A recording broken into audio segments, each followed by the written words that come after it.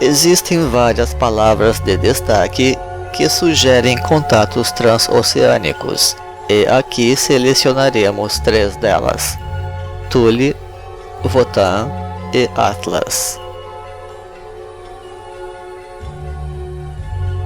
Atlas ou Atlante era um titã, neto dos deuses originais Gaia e Urano. Filho de Jápeto, responsável pelas regiões do Poente, que depois Atlas assumiria.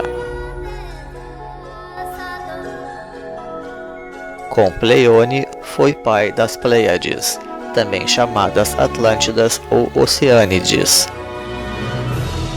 e nome de uma constelação sempre associada à raça Atlante.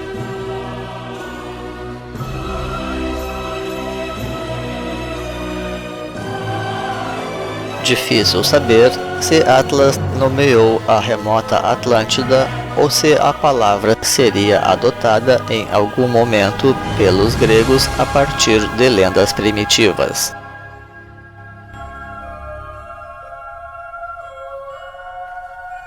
Pois, se a etimologia grega de Atlas é incerta, já o importante homólogo Atlante é bem conhecido. Atli é o deus da água na mitologia mexicana.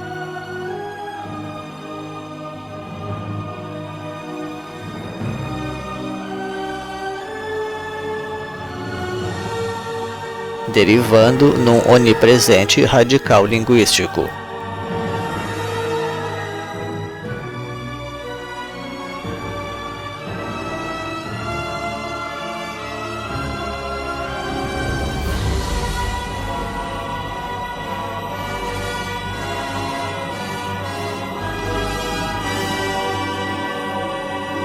Capaz de conferir extraordinária beleza, ritmo e sonoridade à língua nahuatl. Nikitoa Ninetzahualcoyot, Huix Ogneli Nemoa Intlactipac, Almochipa Tlactipac, Sanachica Yegnican. Tel Calchalchiwi no Shamani, no Tecuitlat no Tlapani, no Quetzali Posteki, Almochipa Tlactipac, Sanachica Yegnican.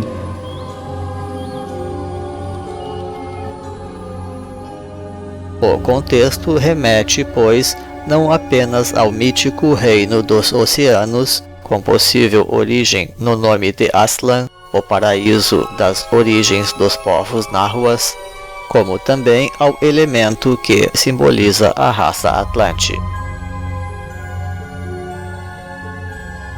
As 7 Pleiades seriam, então, as sub-raças Atlantes. Uma das Pleiades chamava-se Maia, nome de um dos mais destacados povos da Atlântida.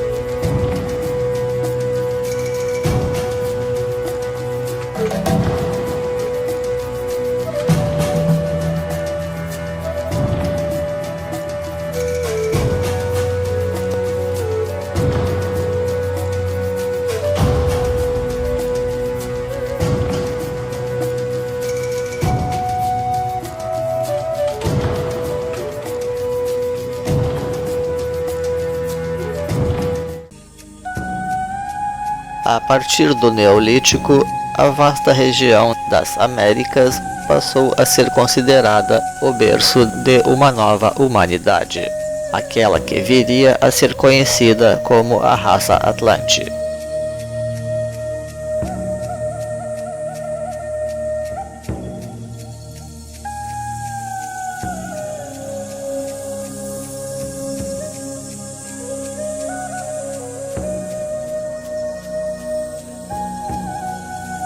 Esta raça teve o seu berço coincidindo com o período em que Platão descreve o final da Atlântida há cerca de 11.000 anos e meio atrás. Certamente Platão tratou também dos ciclos da cultura atlante e da própria humanidade, através dos sucessivos dilúvios ou afundamentos, e um deles seria o ocaso das primeiras civilizações atlantes nascidas na América do Sul, a partir de Caral.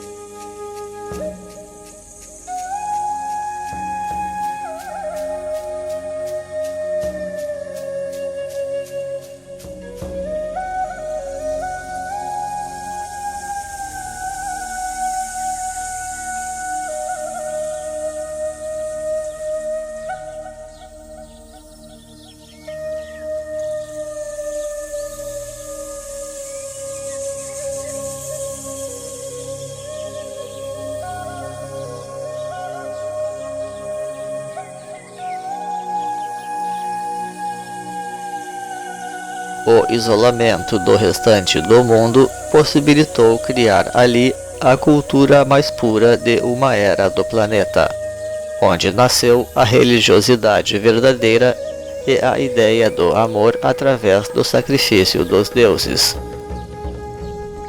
Até que mais tarde os velhos mitos deram lugar a superstições criminosas como aquelas do sacrifício literal dos corações ao Deus Sol.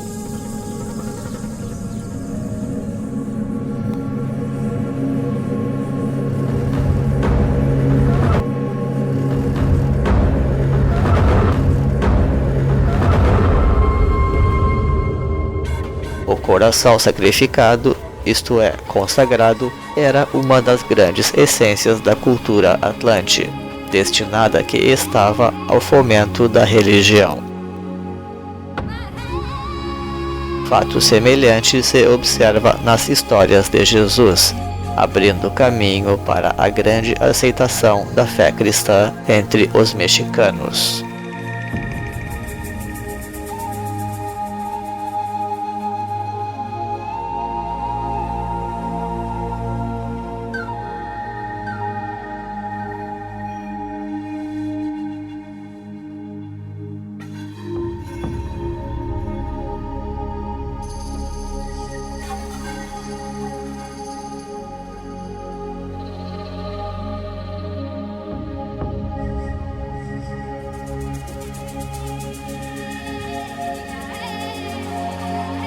As antigas crônicas astecas remontam, ademais, as origens deste povo ao misterioso reino de Aztlán, situado em algum lugar ao norte.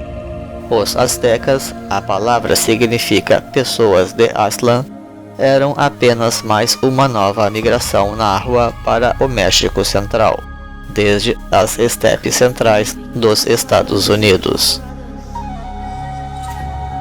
Os bárbaros sempre traziam para o coração das terras os velhos mitos hiperbóreos que velavam, inclusive em função dos contatos com os navegantes do norte.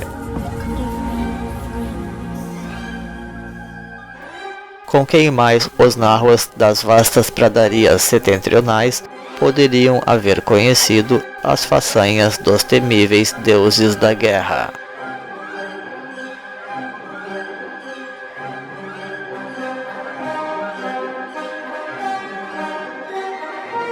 Desconfiemos, pois, das coincidências. O aparecimento dos astecas coincidiu com a chegada dos vikings nas Américas. Que escola poderia haver melhor do que aquela para forjar guerreiros invencíveis? Verdade que a violência já era endêmica na região, comprometendo o sucesso dos assentamentos dos próprios vikings. Mas, para aqueles que desejavam criar uma nova idade de ferro racial, era importante beber a seiva original da Era Ardente que chegava.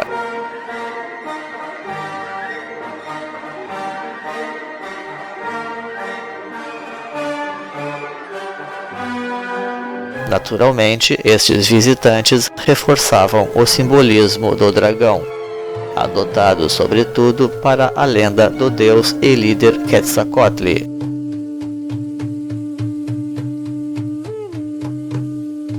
E que pode ter sido levado inicialmente para a região pelos chineses.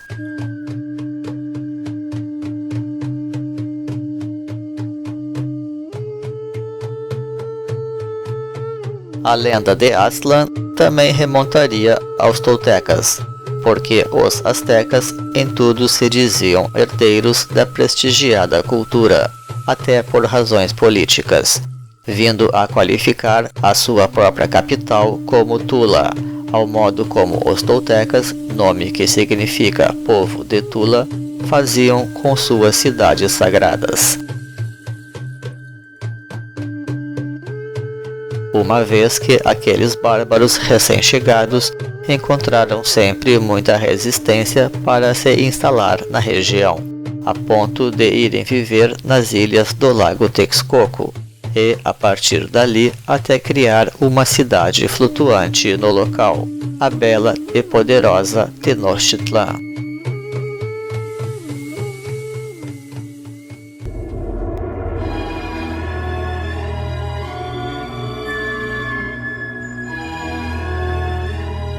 Tenochtitlán, la capital del Imperio Mexica. Una ciudad que haría palidecer de envidia a muchas capitales europeas. Una joya en mitad del lago de Texcoco.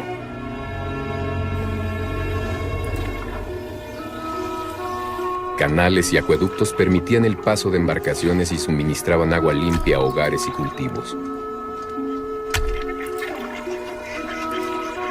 Las chinampas, huertas flotantes, suministraban verduras y flores a la ciudad.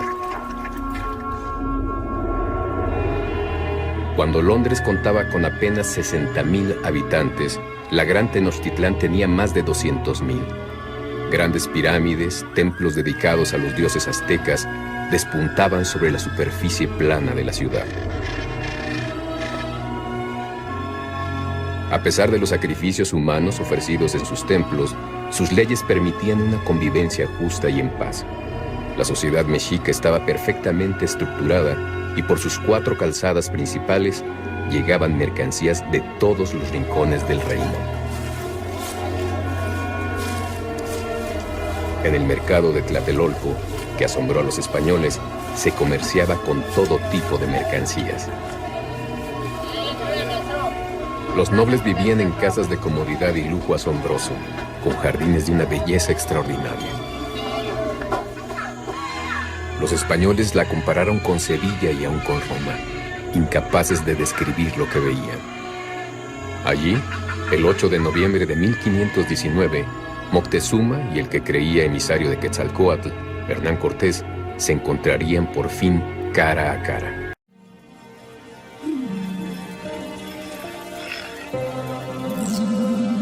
Uma cidade instalada dentro das águas, em meio a infindáveis canais, é bastante simbólica quanto às referências de Platão sobre a capital Atlante construída em meio às águas. Há quem diga, porém, que outras grandes cidades atlantes também eram bem servidas em canais. Mas, desde então, houve uma drenagem natural nas suas áreas, tal como sucedeu no Lago Titicaca.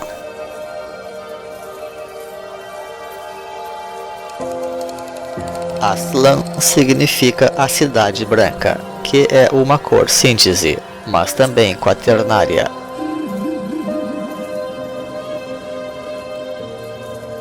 Ou mesmo a cidade das garças, evocando um símbolo da iniciação atlante quaternária, posto que a garça representa a forma natural da fênix mítica, tal como demonstram os mitos egípcios através do pássaro Benu.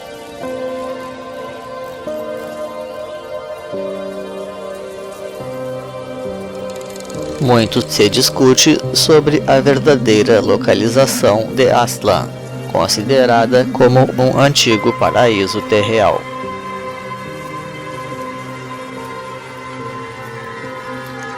Porém, a melhor hipótese aponta para a fronteira entre o México e os Estados Unidos, porque ali se localiza a faixa do mesosfério, que é a zona central dos hemisférios. Dotada de perfeita simetria climática ou sazonal, a região fomenta o espírito de unidade e é responsável por uma especial dinamização dos elementos da natureza. Daí, os índios iaques considerarem o deserto de Sonora como uma verdadeira zona de poder, segundo os informes de Carlos Castaneda. Com isto, a região termina por representar também uma fronteira natural, espécie de centro de equilíbrio do mundo, portanto, assim como um divisor de águas cultural.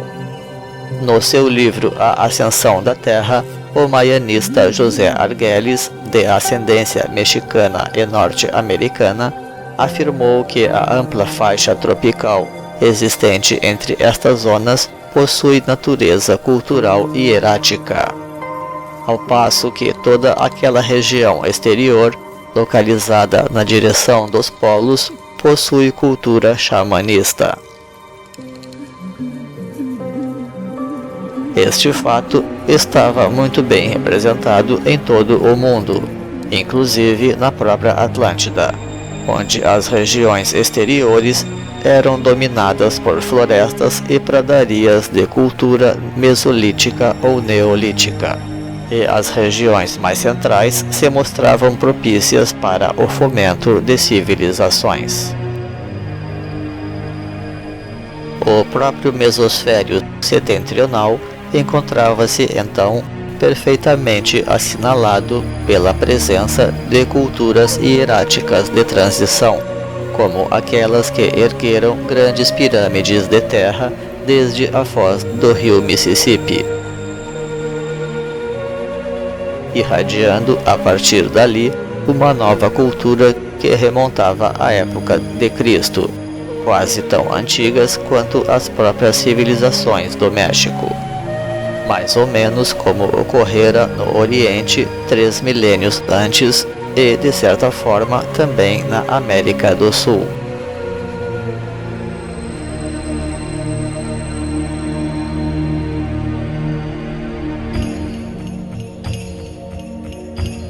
Esta é mais uma grande página da cultura atlante, da qual bem pouco se sabe, mas que certamente foi objeto de importantes sínteses e inovações dentro do nascente universo da religiosidade humana, devidamente temperada pelo culto das estrelas e pelas práticas xamanistas.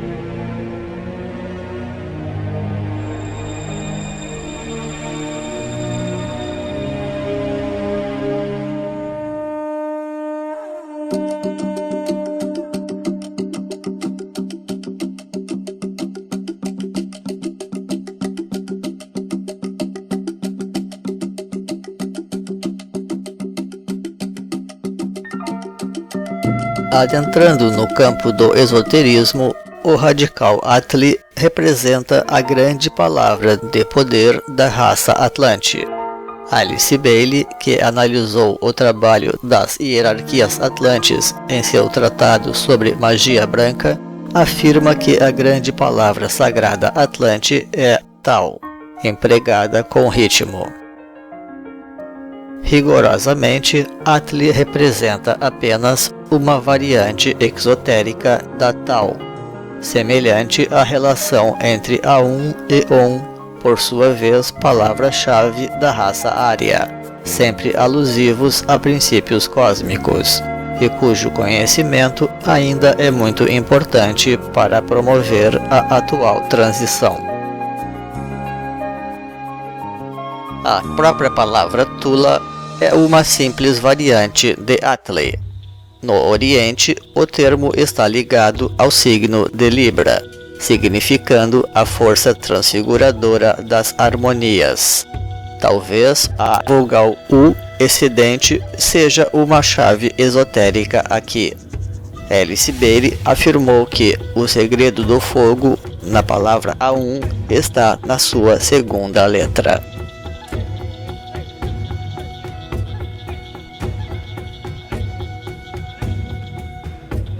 No original, na rua Tolan, os excedentes seriam O e N, semelhante ao mantra ário Om.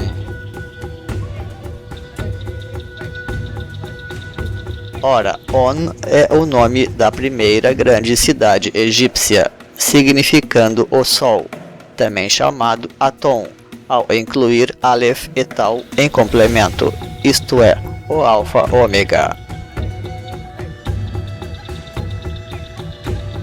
A Heliópolis dos helênicos, atual Cairo, devia seu nome seja pelo inteiro teor fundador da própria cidade, seja por sediar a teologia solar egípcia.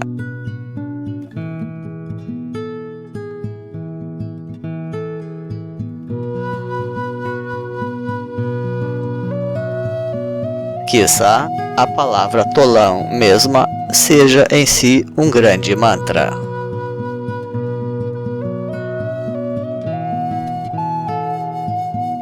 A grande verdade, porém, é que a Tau representa em si uma chave cosmológica de magnitude ímpar, uma energia criadora pluridimensional, associada ao triângulo e ao quaternário criador, tal como demonstramos em nossa obra Tetragrammaton, a Divindade Universal.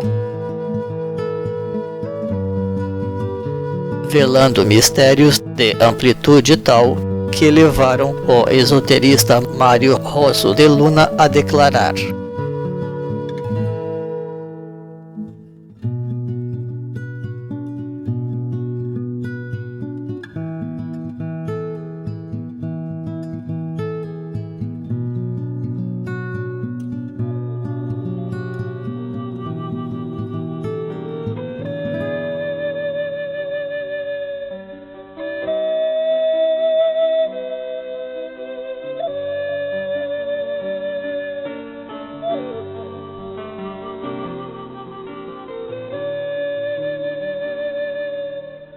e mais.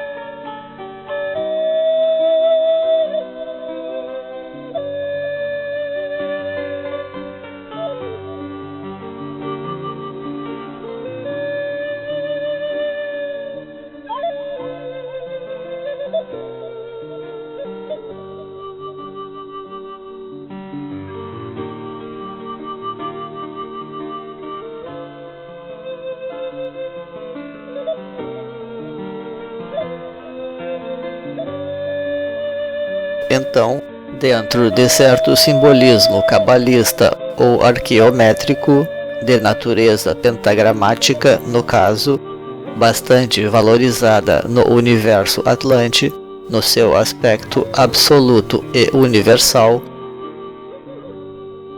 este Atli representa o alfa ômega das coisas, ou, melhor dizendo, o Aleph e o Tau, no alfabeto hebraico sagrado, que Jesus empregou, ambientado em torno do zodíaco simbolizado por Lamed, a 12ª letra que media este alfabeto, simbolizando também o Adam Kadmon crucificado no tempo e no favor da humanidade.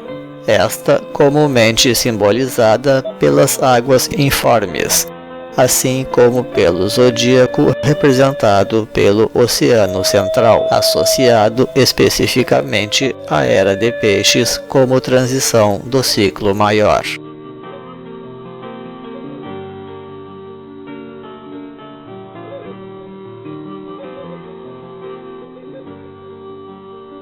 Aqui, as Américas representam, pois, um continente perpetuamente destinado à grande renovação das coisas.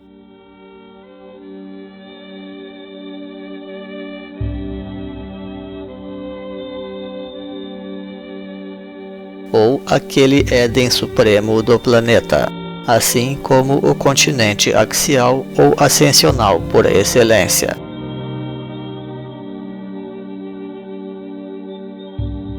E onde o símbolo de Aquário, que ele toca por primazia, termina por representar uma humanização das águas cósmicas ou a ordenação do caos primordial, através da criação de um ambiente específico para os filhos do universo.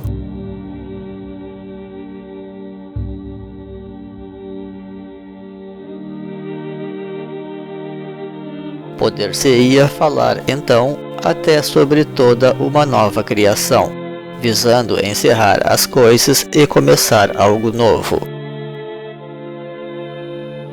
Não se tratasse agora antes de uma longa dissolução cósmica ou de um nirvana planetário, quando as energias regressam à unidade ou às origens divinas.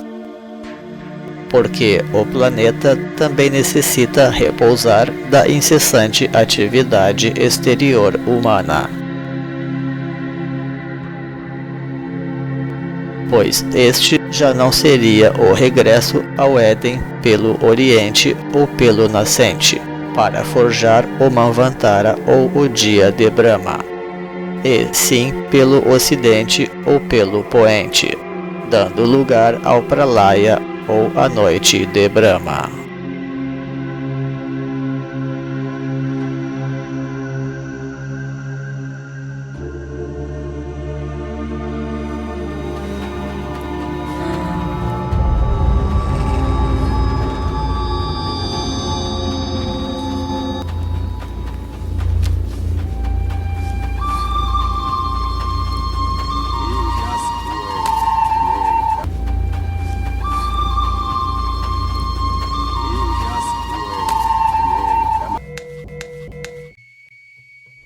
O tema das águas é, daí, coisa onipresente no universo Atlante, e na verdade desde os seus próprios mitos de criação.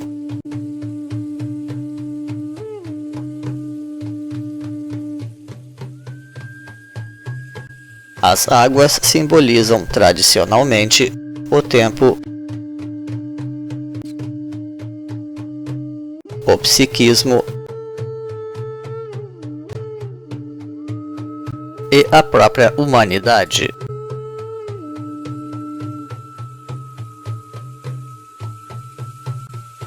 No mito criador do Gênesis, as águas formam o caos original, reorganizado pelo comando de Deus para dar lugar à criação.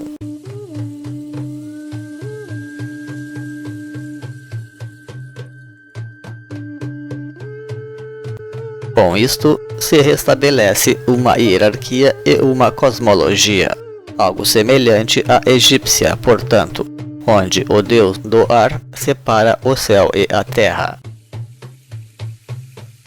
Esta separação dos elementos permite a criação de ambientes para uma nova vida, uma vida superior.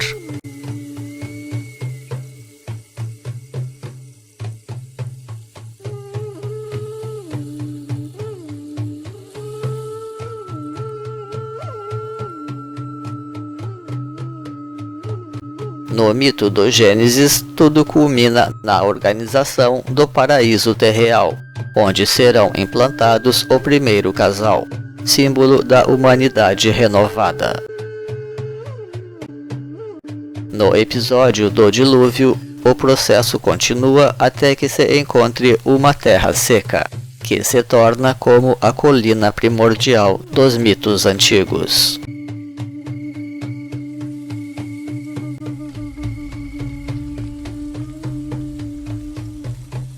Por fim, no episódio do livramento dos hebreus no Êxodo,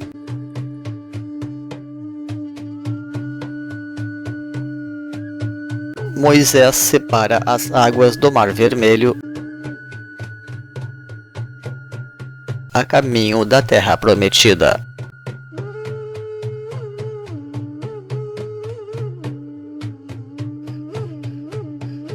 deixando atrás de si o dualismo caótico que afogará o exército do faraó.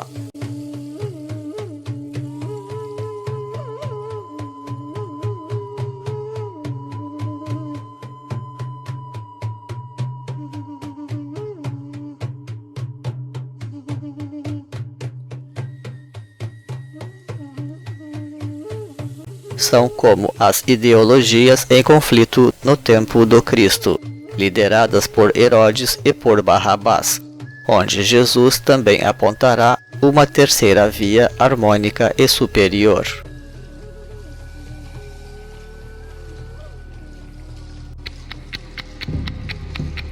Assim, existe um processo histórico de amadurecimento dos tempos, que culmina no caos, então aproveitado pela sabedoria das idades para originar uma nova ordem.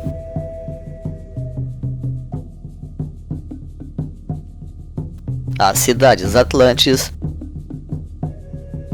tal como a própria capital dos astecas, Tenochtitlan, são daí estabelecidas em meio às águas para sinalizar toda esta situação.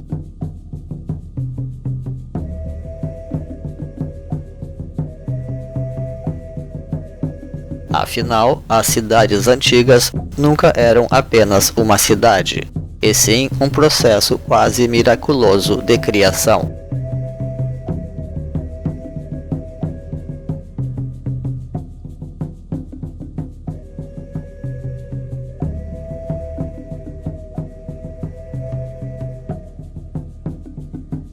Se trata agora, porém, de águas domesticadas, na forma de canais de ampla utilidade ou para irrigar as hortas flutuantes dos astecas, base para uma existência farta e venturosa.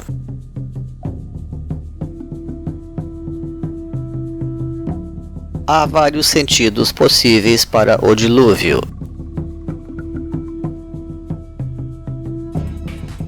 Num deles, se trata da massificação da cultura que priva o mundo de conteúdo.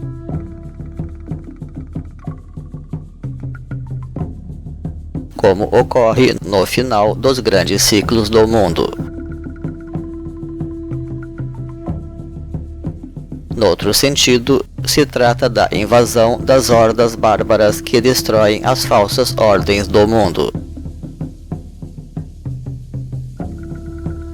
É sempre cogitado que o fim das civilizações atlantes, sobretudo as maias, ocorreu em função de invasões de povos bárbaros. Mas esta destruição também pode ter ocorrido sob a própria revolta da população, ou, como ainda se supõe, pela devastação das condições ambientais.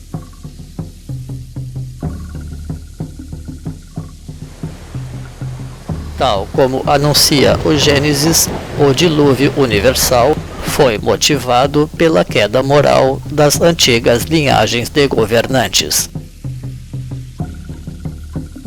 E é neste mesmo sentido que Platão também apresenta o final da Atlântida, sob a tirania protagonizada por dirigentes poderosos que foram se afastando de suas antigas origens divinas, desde as suas remotas origens no deus Poseidon.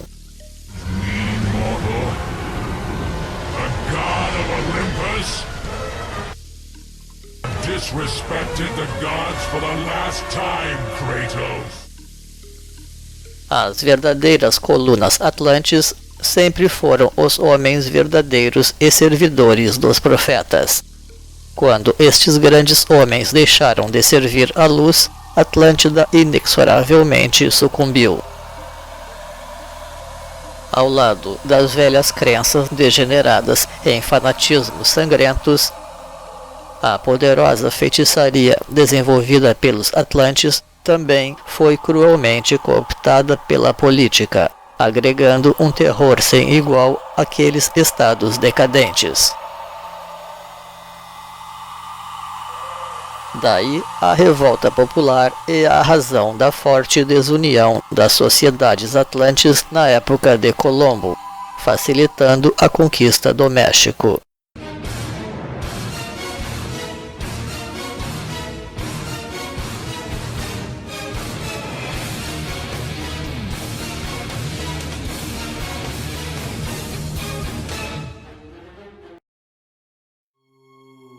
Não obstante, os maias não teriam chegado a este ponto, optando por renunciar à sua civilização antes que as coisas se tornassem complicadas demais.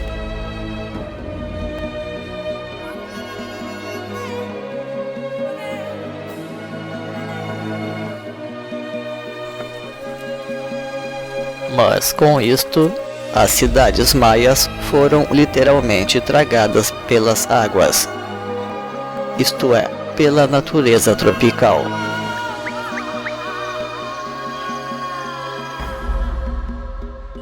E até hoje ainda se descobrem fabulosas ruínas sob a vegetação, herança daqueles míticos povos atlantes.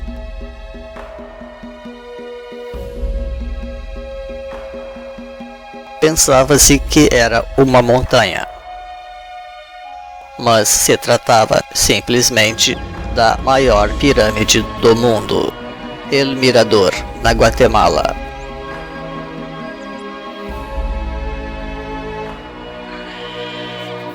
Três séculos mais antiga que Tikal e a mítica Teotihuacan, a cidade dos deuses.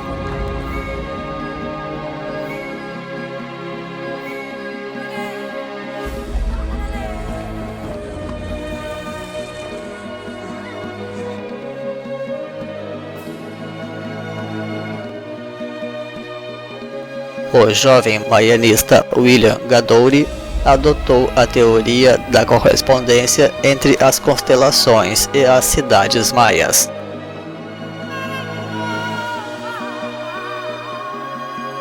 Procedimento, aliás, que Carlos Castanheda havia afirmado existir também entre os índios iaques do deserto de Sonora.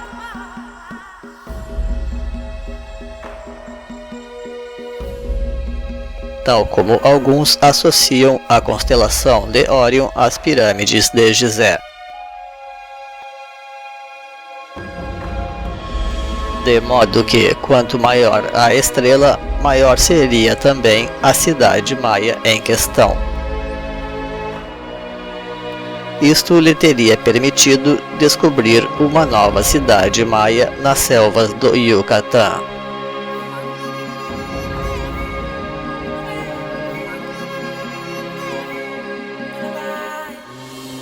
2018.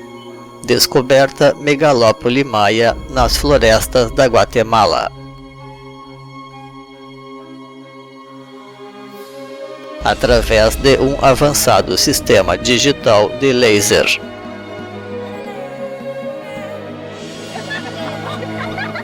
Redimensionando, em definitivo, aquilo tudo que se imaginava até então dos povos maias.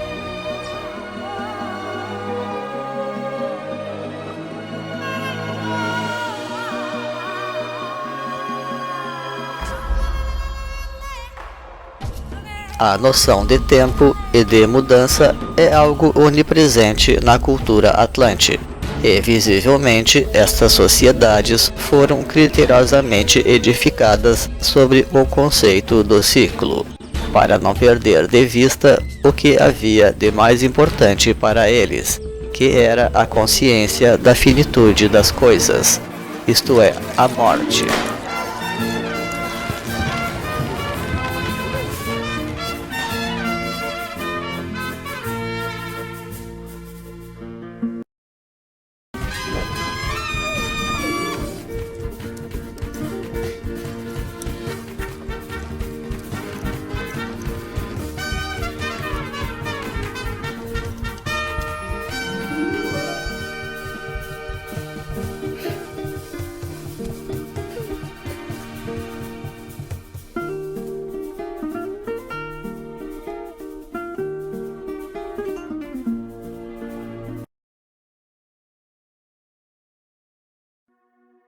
A renovação das coisas era então ali representada pela pirâmide, símbolo da ordem superior, sem deixar de ser esta uma forma de onda de tempo também.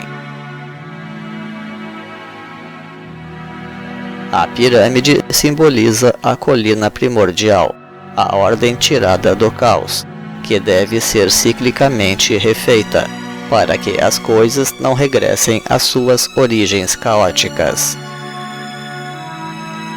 Daí a criação regular de novas pirâmides, ou senão a prática da própria sobreposição.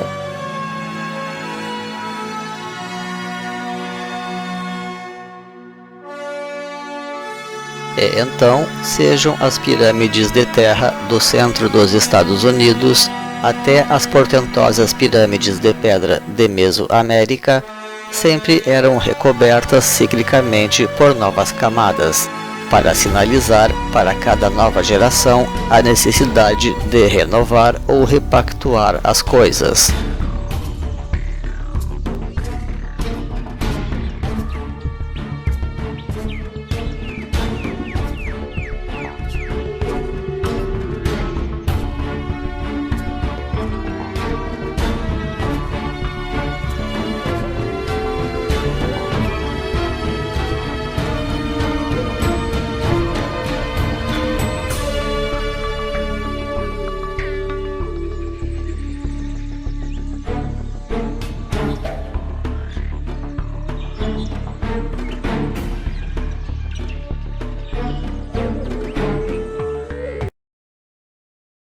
Os tlatoanes, ou dirigentes máximos semelhantes a faraós, eram então sepultados ali, porque representavam autoridades e a consciência viva da ordem superior das coisas.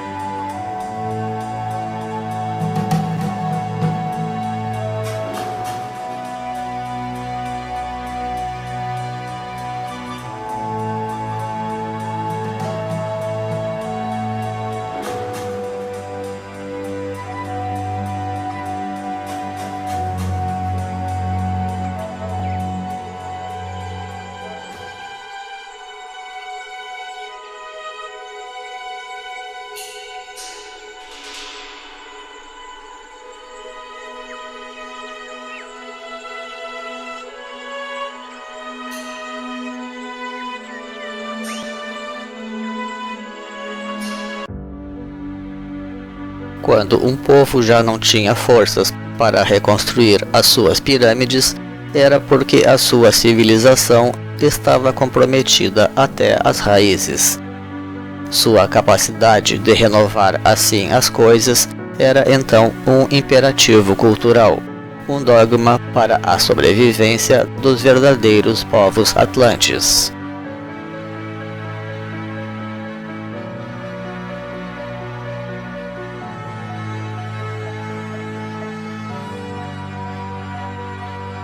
E este fato remontava já à distante Göbekli Tepe, nas remotas origens atlantes asiáticas,